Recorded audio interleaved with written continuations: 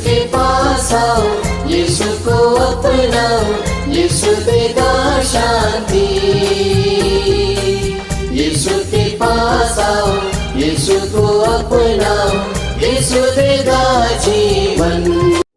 संत योहन के अनुसार आज का पवित्र सुसमाचार अध्याय 4 पद संख्या 5 से 42 तक। वह समारिया के सुखार नामक नगर पहुंचे। यह उस भूमि के निकट है जिसे याकूब ने अपने पुत्र यूसुफ को दिया था। वहां याकूब का झरना है। ईसा यात्रा से थक गए थे, इसलिए वह झरने के पास बैठ गए। उस समय दोपहर हो चला था।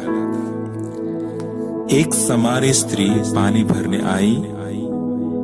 ईसा ने उससे कहा, मुझे पानी पिला दो, क्योंकि उनके शिष्य नगर में भोजन खरीदने गए थे। यहूदी लोग समारियों से कोई संबंध नहीं रखते, इसलिए समारी स्त्री ने उनसे कहा, यह क्या कि आप यहूदी होकर भी मुझ समारी स्त्री से पीने के लिए पानी मांगते हैं?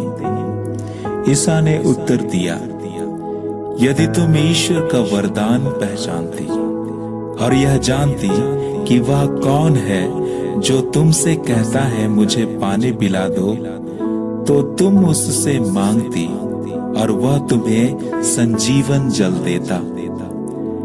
स्त्री ने उनसे कहा, महोदय, पानी खींचने के लिए आपके पास कुछ भी नहीं है और कुआं गहरा है, तो आपको वह संजीवन जल कहां से मिलेगा? क्या आप हमारे पिता याकूब से भी महान हैं? उन्होंने हमें यह कुआं दिया। वह स्वयं, उनके पुत्र और उनके पशु भी उससे पानी पीते थे। ईसा ने कहा, जो यह पानी पीता है उसे फिर प्यास लगेगी, किंतु जो मेरा दिया हुआ जल पीता है उसे फिर कभी प्यास नहीं लगेगी। जो जल मैं उसे प्रदान करूंगा वह उसमें वह स्रोत बन जाएगा जो अनंत जीवन के लिए उमड़ता रहता है। इस पर स्त्री ने कहा, महोदय, मुझे वह जल दीजिए जिससे मुझे फिर प्यास ना लगे और मुझे यहाँ पानी भरने नहीं आना पड़े। ईसा ने उससे कहा, जाकर अपने पति को यहाँ बुला लाओ। स्त्री ने उत्तर दिया, मेरा कोई पति नहीं है। ईसा ने उससे कहा, तुमने ठीक ही कहा है कि मेरा कोई पति नहीं है। तुम्हारे 5 पति रह चुके हैं और जिसके साथ अभी रहती हो वह तुम्हारा पति नहीं है। यह तुमने ठीक ही कहा है। स्त्री ने उनसे कहा, महोदय, मैं समझ गई आप नबी हैं। हमारे पुरखे इस पहाड़ पर आराधना करते थे और आप लोग कहते हैं कि यरूशलेम में आराधना करनी चाहिए। ईसा ने उससे कहा, नारी, मैं तुम्हें विश्वास दिलाता हूं कि वह समय आ रहा है जब तुम लोग ना तो इस पहाड़ पर पिता की आराधना करोगे और ना यरूशलेम में ही।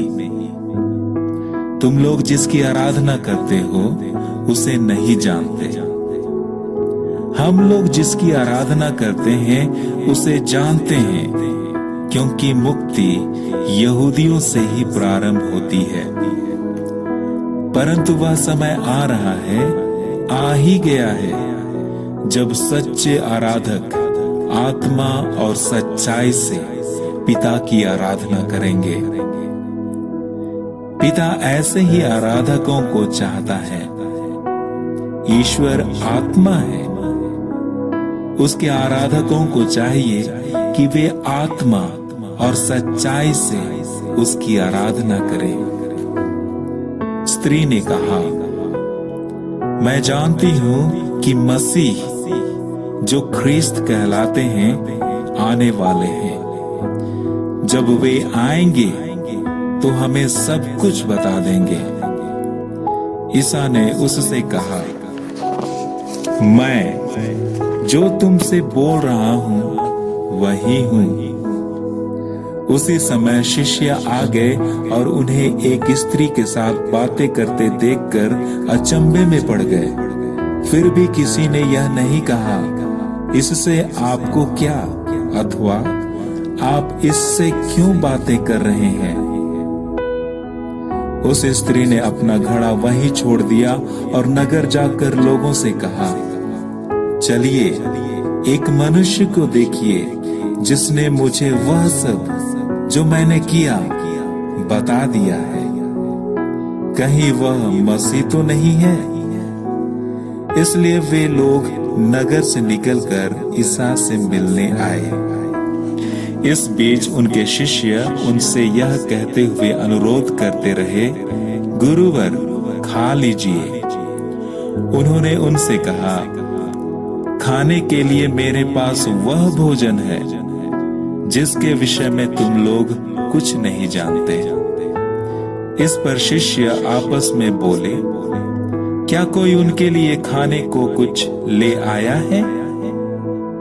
इस पर ईसा ने उनसे कहा, जिसने मुझे भेजा उसकी इच्छा पर चलना और उसका कार्य पूरा करना, यही मेरा भोजन है। क्या तुम यह नहीं कहते कि अब कटनी के 4 महीने रह गए हैं? परंतु मैं तुम लोगों से कहता हूं, आंखें उठाकर खेतों को देखो, वे कटनी के लिए पक चुके हैं। अब तक लूनने वाला मजदूरी पाता और अनंत जीवन के लिए फसल जमा करता है, जिससे बोने वाला और लूनने वाला दोनों मिलकर आनंद मनाए। क्योंकि यहाँ यह कहावत ठीक उतरती है, एक बोता है और दूसरा लूनता है। मैंने तुम लोगों को वह खेत लूनने भेजा जिसमें तुमने परिश्रम नहीं किया है। दूसरों ने परिश्रम किया और तुम्हें उनके परिश्रम का फल मिल रहा है।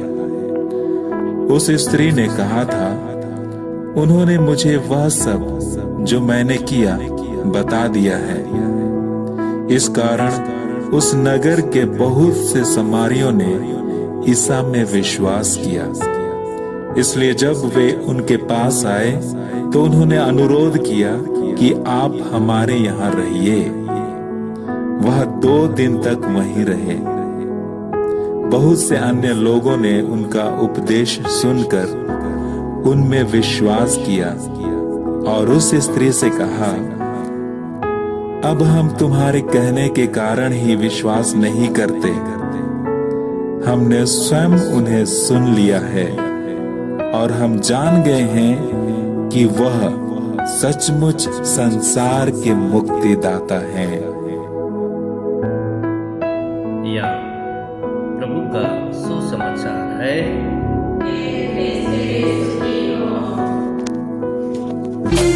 यीशु के पास आओ, यीशु को अपनाओ, यीशु